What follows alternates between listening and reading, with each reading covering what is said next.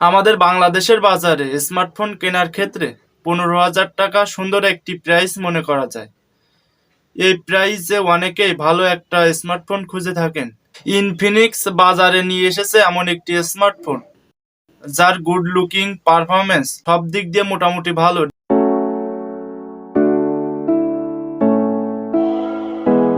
আসসালামু আলাইকুম এভরিওয়ান, আজকে আমরা কথা বলবো একটি বাজেট ফ্রেন্ডলি স্মার্টফোন নিয়ে। আপনি যদি বাজেটের মধ্যে সুন্দর একটি গেমিং স্মার্টফোন খোঁজেন তাহলে সম্পূর্ণ ভিডিওটি দেখার জন্য অনুরোধ রইল। প্রথমে আসি এর লুক এবং বডি ফ্রেম নিয়ে। লুক বা ডিজাইন বলতে গেলে এক কথায় অসাধারণ। এর বডি ফ্রেমের কথা বলতে গেলে এটি মূলত প্লাস্টিক বিল্ডের তৈরি, যা গ্লাস ফিনিশ, সহজে ফিঙ্গারপ্রিন্ট বা দাগ বসে যেতে পারে। সেজন্য আমি রিকমেন্ড করব এর ভিতরে যে সিলিকন কেসটি দেওয়া আছে সেই কেসটি ব্যবহার করতে, যাতে আপনার ফোনে কোনো স্ক্র্যাচ না পড়ে। এই ফোনটির ওয়েট হলো 195 গ্রাম, যা এই ফোন অনুযায়ী যথেষ্ট হালকা বলা যায়। এই ফোনটির পারফরমেন্সের কথা বলতে গেলে এতে চিপসেট হিসাবে রয়েছে মিডিয়াটেক হেলিও G85, যা একটি 12nm চিপসেট।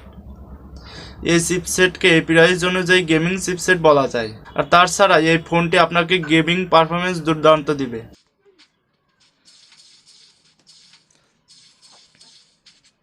আমি ফ্রি ফায়ারে যথেষ্ট বেটার রেজাল্ট পেয়েছি।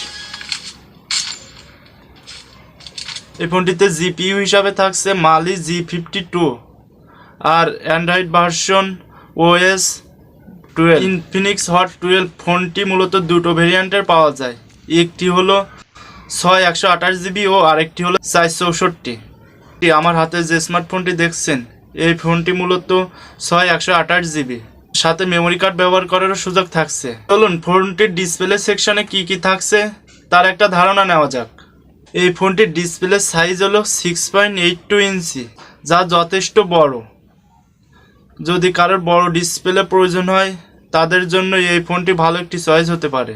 ফোনটির ডিসপ্লের রেজুলেশন হলো 720x1612 পিক্সেলস।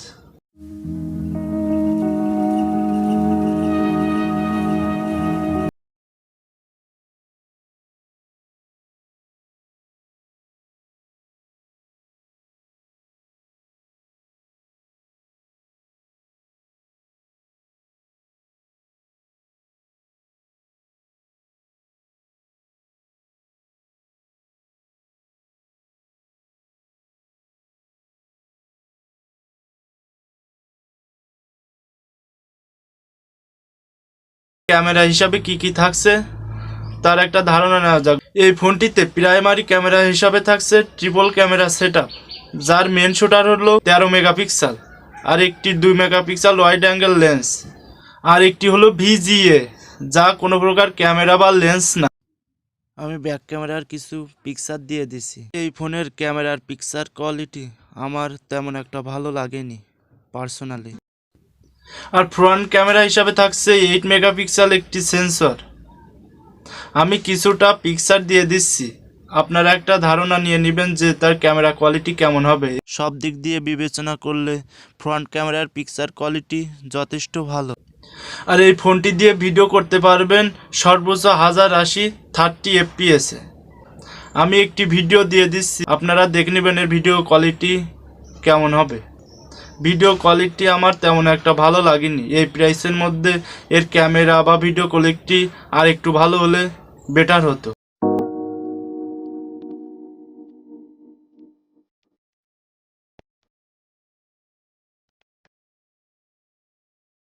আর এই ফোনটির সাউন্ডের কথা বলতে গেলে ফোনটির সাউন্ড কোয়ালিটি আমার অনেক বেশি সুন্দর লেগেছে।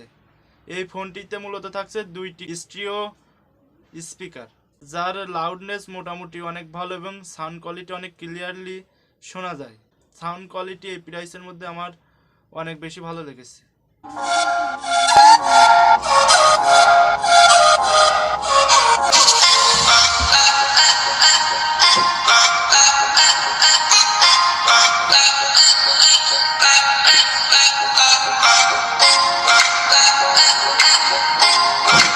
ফোনটির কানেক্টিভিটির কথা বলতে গেলে এতে wifi, USB, Bluetooth, FM radio মোটামুটি সব কিছু থাকছে, সাথে জিপিএস ট্র্যাকিং সিস্টেমও থাকছে।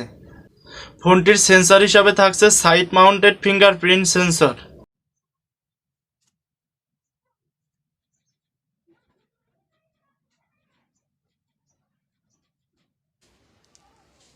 সেন্সরে হাত দেওয়ার সাথে সাথে ফোনটা আনলক হয়ে যাচ্ছিল। ফোনটিতে ব্যাটারি হিসাবে থাকছে 5000 mAh এর একটি ব্যাটারি, যা নন রিমুভেবল। আর এতে চার্জিং হিসাবে থাকছে 18 ওয়াটের ফাস্ট চার্জিং সিস্টেম। ফোনটির পোর্টস অ্যান্ড বাটন হিসাবে থাকছে একটি 3.5 মিলিমিটার হেডফোন জ্যাক, এবং তার পাশে থাকছে একটি মাইক্রোফোন, এবং তার পাশে থাকছে একটি টাইপ সি চার্জিং পোর্ট, যা 18 ওয়াট পর্যন্ত চার্জিং সাপোর্ট করবে, এবং তার পাশে রয়েছে একটি স্পিকার,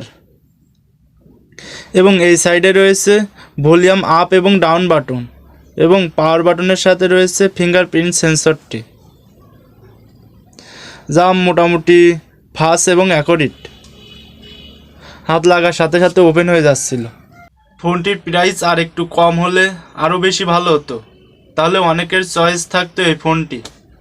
এখন বলা যাক এই ফোনটি মূলত কাদের জন্য, বা কারা কিনবেন আর কারা কিনবেন না।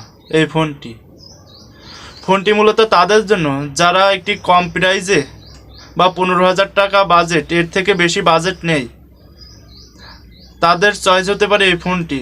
যারা গেমিং, একটি গুড লুকিং, মোটামুটি ক্যামেরা অতটা ভালো লাগবে না, তাদের জন্য চয়েস হতে পারে এই ফোনটি। ফোনটির ডিসপ্লের সাইজও যথেষ্ট বড়, এবং দেখতেও অনেক সুন্দর এবং স্লিম। ফোনটি মাত্র 195 গ্রাম ওজন। আর কারা কিনবেন না, যাদের মনে করেন যে ভিডিও শ্যুট করা বা ফটো শ্যুট করার জন্য ফোনটি কিনবেন, তাদের জন্য এই ফোনটি না কেনাই বেটার, কারণ ফোনটির ক্যামেরা অতটা ভালোও না। ফোনটির গেমিং পারফরমেন্স মোটামুটি ভালোই। আমি পাবজি, ফ্রি ফায়ার অনেক কিছু খেলে দেখেছি, কোনো প্রকার ল্যাগ ইস্যু ফোনটিতে পাইনি বা হ্যাং ইস্যু পাইনি। যথেষ্ট স্মুথভাবে খেলা যায় এই ফোনে গেমগুলো। আমি আমার অভিজ্ঞতা থেকে আপনাদের সাথে শেয়ার করলাম এই ফোনটির বিষয়ে। এখন কিনবেন কি কিনবেন না সম্পূর্ণই আপনাদের সিদ্ধান্ত। তো ভিডিওটি সম্পূর্ণ দেখার জন্য অনেক বেশি ধন্যবাদ। পরবর্তী ভিডিওর জন্য অবশ্যই আমার চ্যানেলটি সাবস্ক্রাইব করে দেবেন এবং ভিডিওটিতে একটি লাইক করে দিবেন। আর যারা পেজ থেকে দেখছেন অবশ্যই পেজটি ফলো করে দিবেন আর ভিডিওটি শেয়ার করে দিবেন। তো আজকের ভিডিওটি এ পর্যন্তই। ভালো থাকবেন সবাই।